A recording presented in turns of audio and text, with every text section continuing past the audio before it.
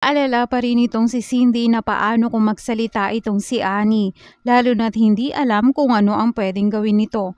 Nasabi naman ni Cindy kay Gina na may isa pa silang pwedeng magamit laban kay Annie at yun ay si Bingo. Dahil nalaman na ni Cindy na ang tunay na ina ni Bingo ay itong si Annie. Kaya itong si Cindy ay kinausap niya si Stephen na kailangan niyang kaibiganin itong si Bingo.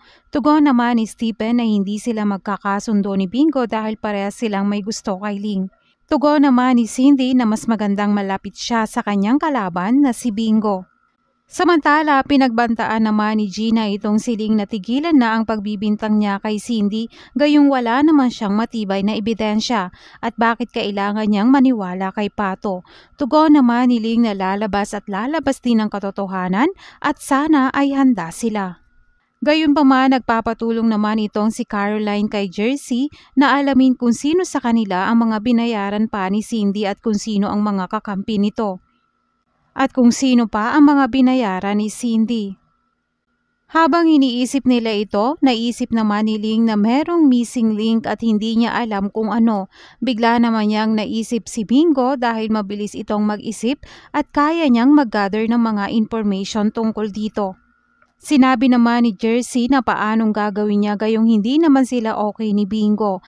Tugon naman ni Ling na hindi niya alam kung paano pa sila.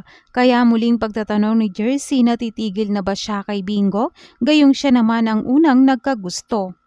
Hindi alam ni Ling kung ano ang dapat niyang gawin dahil siya mismo ang lumayo kay Bingo.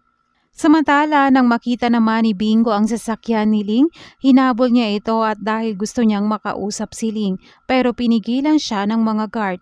Nakita naman siya ni Ling kaya bumaba ito ng sasakyan para kausapin si Bingo. Nagpaliwanag nga itong si Bingo kay Ling na pumayag siyang magtrabaho kay Cathy, hindi para gamitin siya at dahil sa pera, dahil ang totoo kaya siya pumayag dahil gusto niyang makasama itong si Ling at hindi na rin napigilan ni Bingo ang kanyang nararamdaman at sinabi niyang nagugustuhan niya na itong si Ling.